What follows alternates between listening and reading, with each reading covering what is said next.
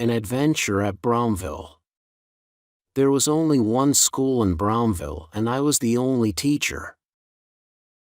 Brownville was a small town and had few young people, but many visitors stayed there in the summer. Brownville has some of the finest views in the state of California. The town lies between hills that are covered in beautiful, colorful trees.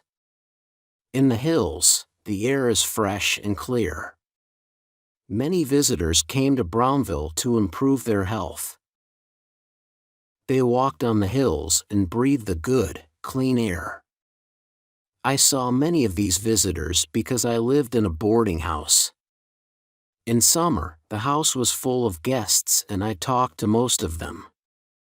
I ate breakfast and supper in the boarding house and spent the rest of the day at the school. The school was not far away. It was on the other side of a hill. The distance by road was about 1.5 miles, but I knew a shorter way. I could walk over the top of the hill in 15 minutes. There was a path that ran through the forest on the hill. I came back along this forest path late one evening. It was the last day of term. Tomorrow, the students' vacations would begin. I had stayed late at the school because I had been writing reports about the students. The sun was going down in the sky. Its golden light shone through the trees and made long dark shadows. I was tired. I sat down on an old, fallen tree and looked at the sun setting in the darkening sky. It was calm and peaceful in the forest. Suddenly I heard voices. One was a woman's voice, and she sounded angry. The second voice belonged to a man. It was a deep and musical voice, the voice of a singer.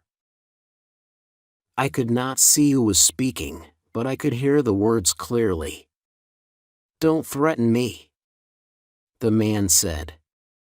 "You can do nothing. Don't try to change anything, or you'll both suffer." "What do you mean?"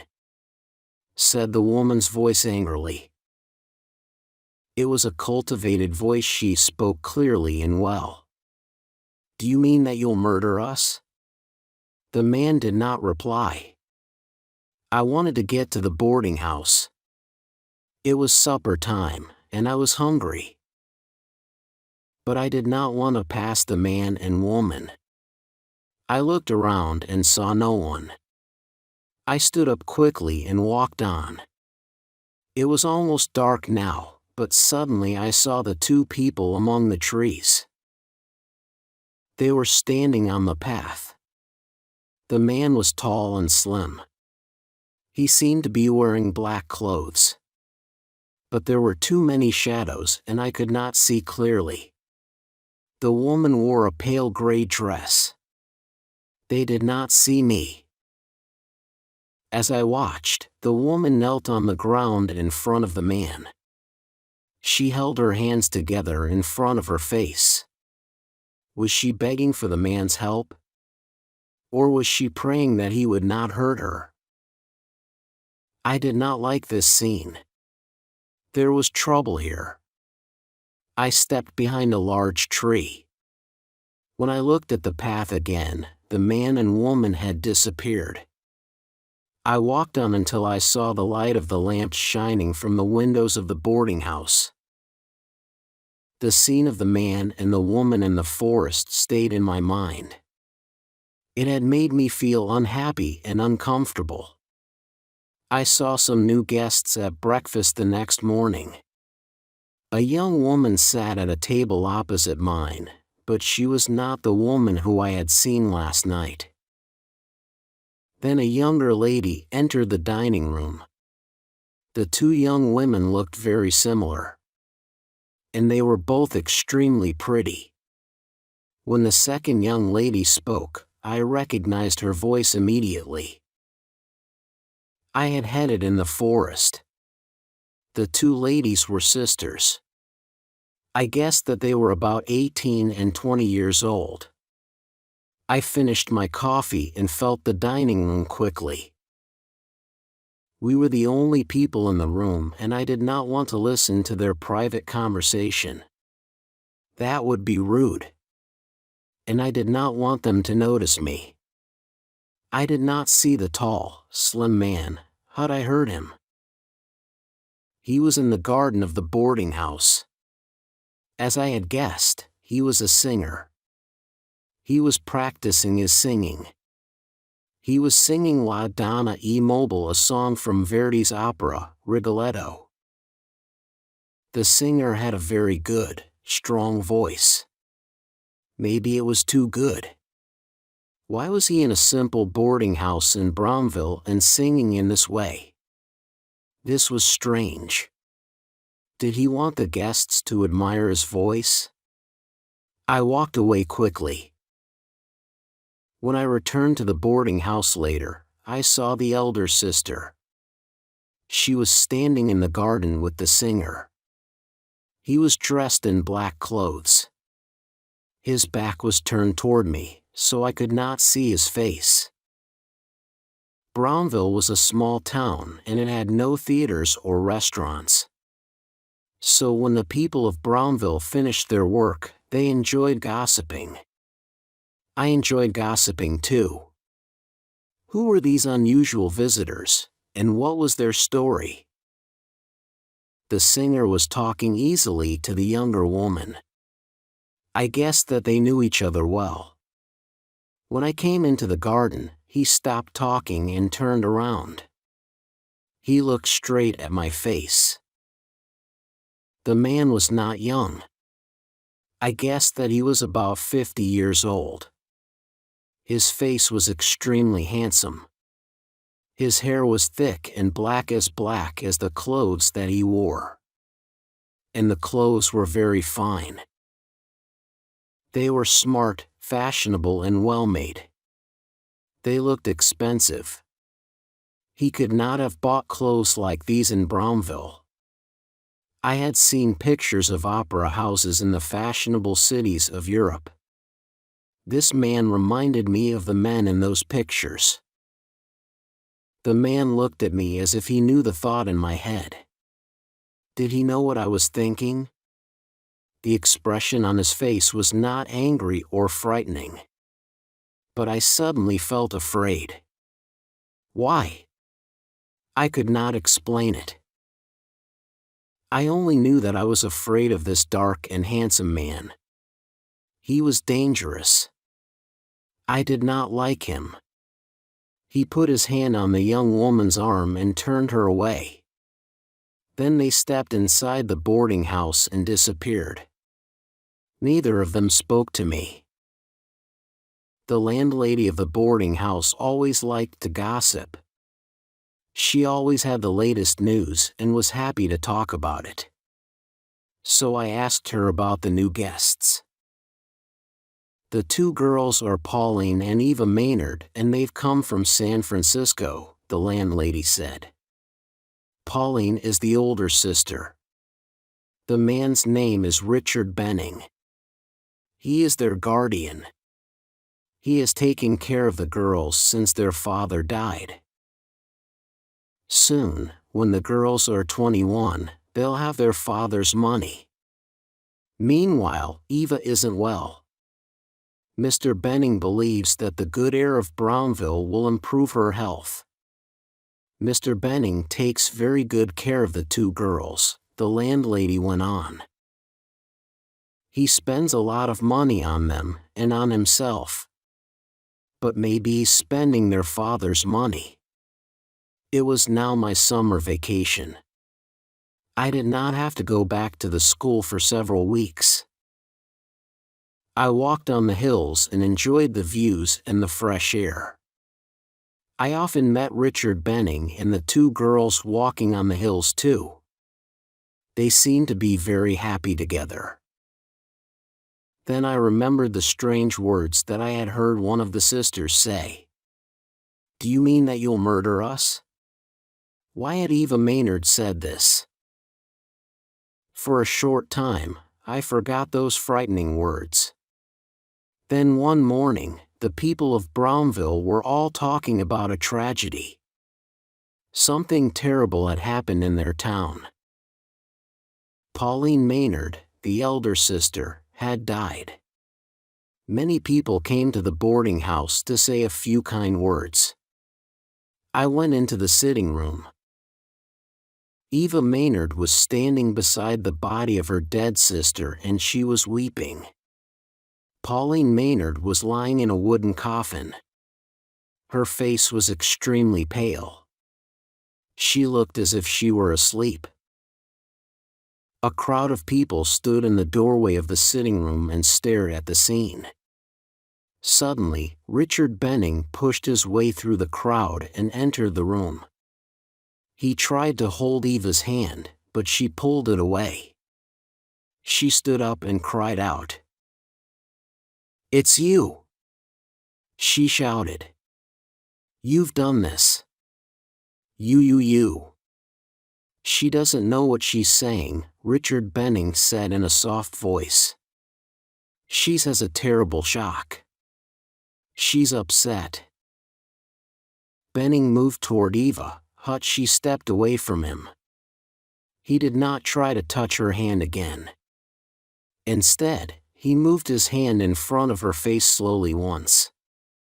Immediately Eva's eyes closed and she stood still.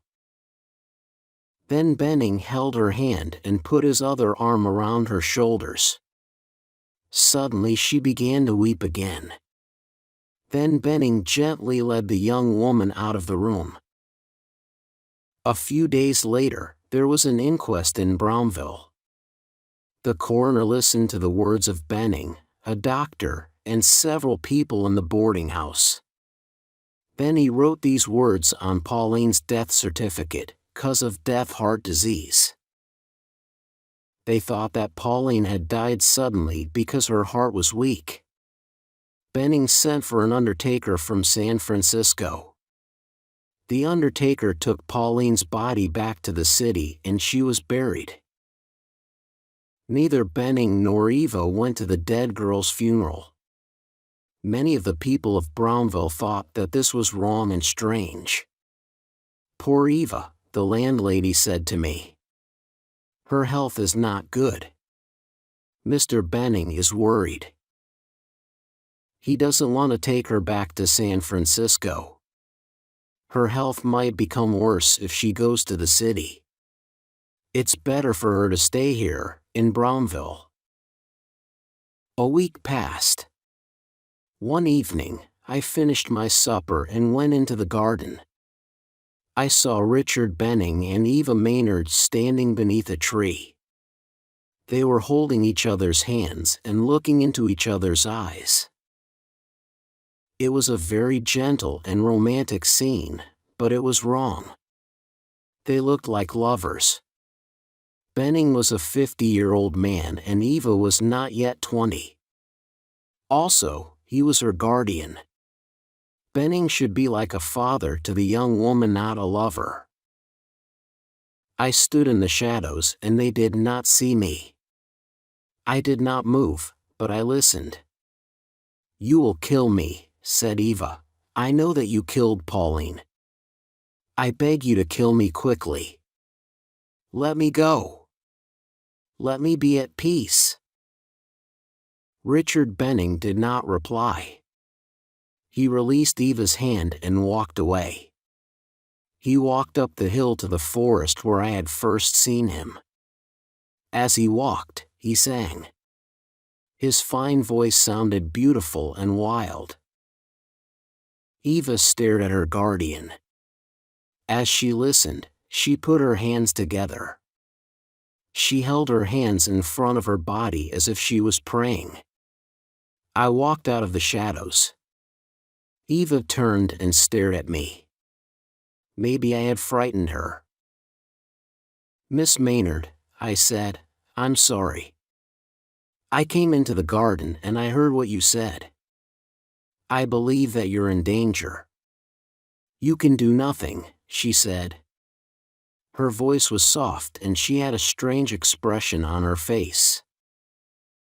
Her eyes were large and bright. Was she ill? Or maybe she was dreaming. I gently held Eva's hand. You seem to be asleep, I said. You must wake up. You said that Benning killed your sister. You said that he'll kill you too. Will you tell me about it? I'll try to help you. You can't help me, said Eva. We'll be here for only a day or two more. Then we'll go away, far away. I ask you to be silent. You mustn't talk about anything that you've seen or heard here. But this is crazy, I said. I'm sure that you're in danger. I must tell the police. Eva woke up a little when she heard this. Her expression changed. She became cold and polite.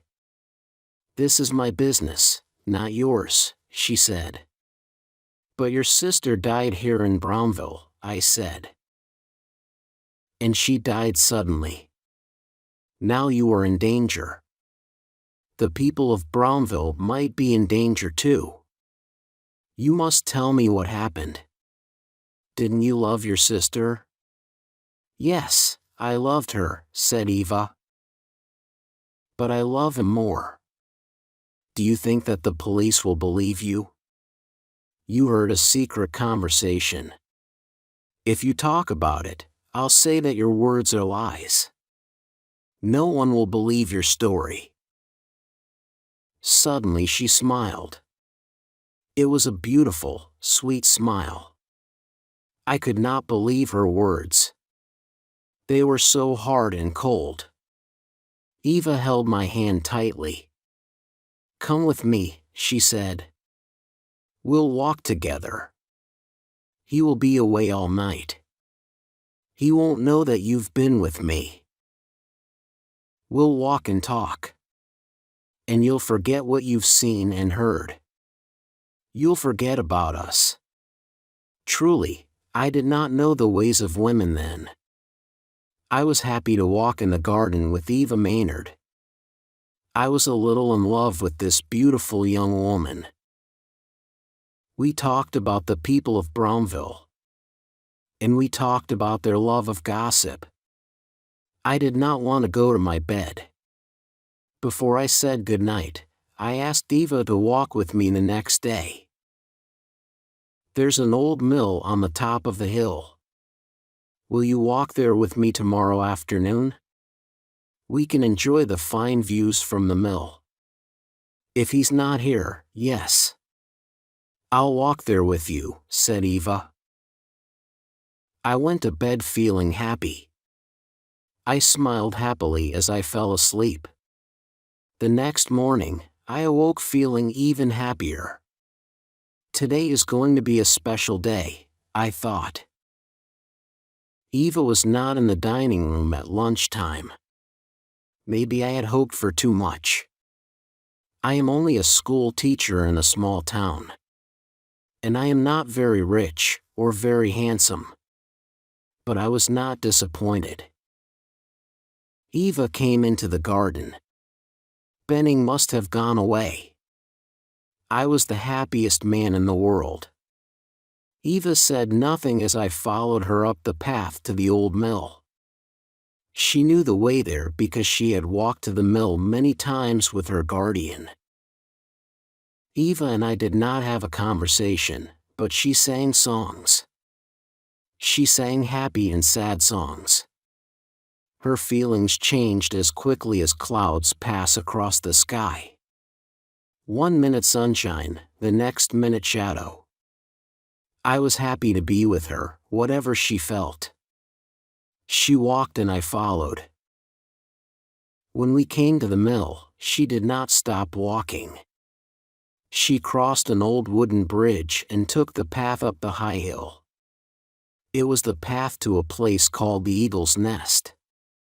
This was where the path ended, on a cliff high above the forest. The view from Eagle's Nest was beautiful. I was a little afraid. The view was fine, but I did not like to go near the edge of the cliff. The ground was more than 200 feet below us.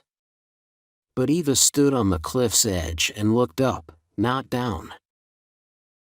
Suddenly I heard footsteps, and Richard Benning came and stood beside us.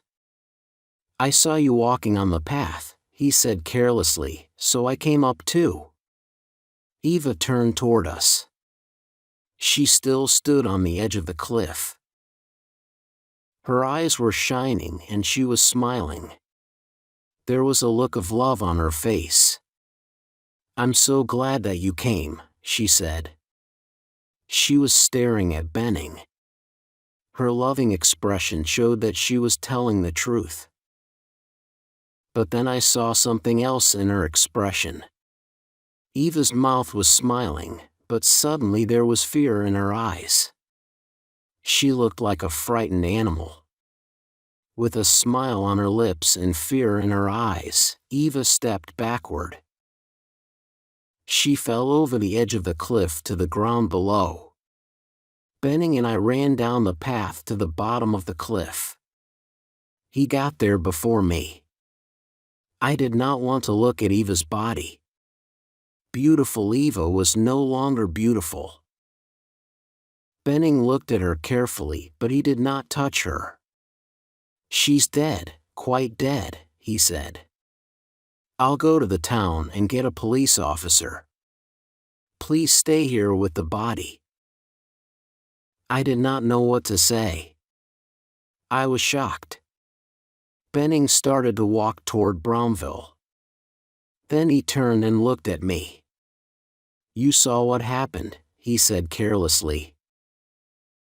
"It was an accident. Eva killed herself. I saw her step off the edge of the cliff and you saw it too. You're a killer," I said. "You're a damned killer.